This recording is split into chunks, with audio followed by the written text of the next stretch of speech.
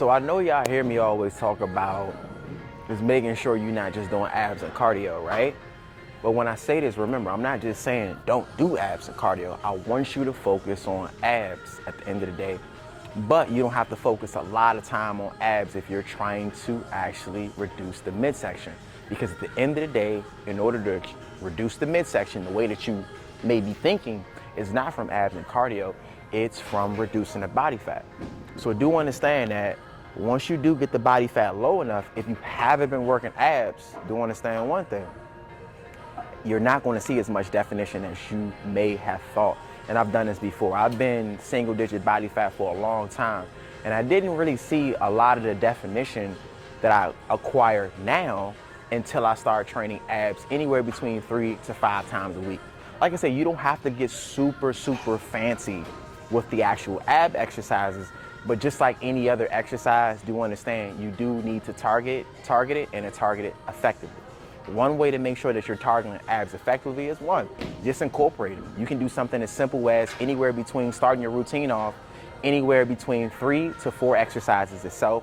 I like to keep it simple, 3 sets of 15. It doesn't have to be anything crazy. My favorite go-tos would be crunches. Reverse crunches will be another one. Planks. I like to do hanging knee raises, leg raises. Those are generally my go-tos. And do understand these have worked for me over time. And this is actually another go-to I like to use when it comes down to incorporating an ab routine in. But do understand you don't have to go extremely heavy when it comes down to training abs if you want great abs. Like I said, I have defined abs, and at the end of the day, I'm not loading it with a bunch of weight and all of this wild shit that you see on Instagram or social media. But at the end of the day, you still need to effectively train abs in order to get what you want out of it. A few things you do want to be mindful of when using this type of machine though, is making sure a lot of resistance isn't going to the lower back. I see this time and time again. It's so easy to load this type of machine with a shitload of weight and actually do more lower back than actual abs. So do me one thing, when you're doing the machine, jump on, make sure the seat is properly adjusted to start off. Because if it's too low, do understand, we ain't hitting abs how we should hit.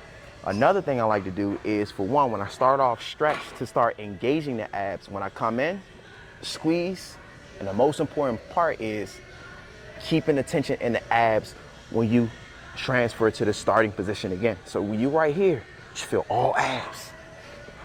Squeeze, stretch out on the abs, squeeze the abs, stretch out on the abs. Let's get it.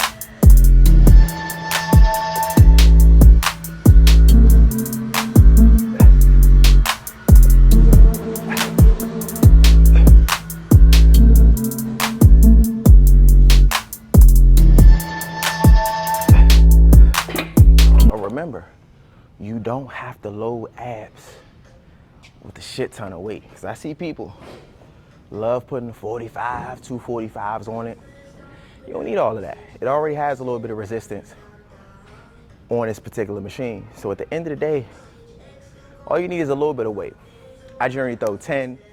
Sometimes I cap out at 25. And I'm gonna show you another machine after this that I love using to train abs. But remember, training abs is gonna be very important. You got core strength, you got core stability. You need to master both. The stronger your core is, the easier it is for you to be able to tackle a lot of compound movements like chest press, deadlifts, squats, leg press. You may not notice, but a lot of these exercises engage core. Well, actually, every exercise you do does engage and incorporate core. But if you want somebody that wants to lift more weight, do understand you'll easily be able to lift more weight if you make sure you have a significant amount of core strength as well as core stability. I don't know if you notice, when you get on the bench, mainly when you start throwing something like 225 on there, you can easily not be able to handle the weight if you have lack of core strength as well as stability. So do be mindful of that. You'll see a big difference once you start incorporating more ab training into your routine, because as the abs get stronger, it'll actually help balance out what you're trying to do with this heavy weight.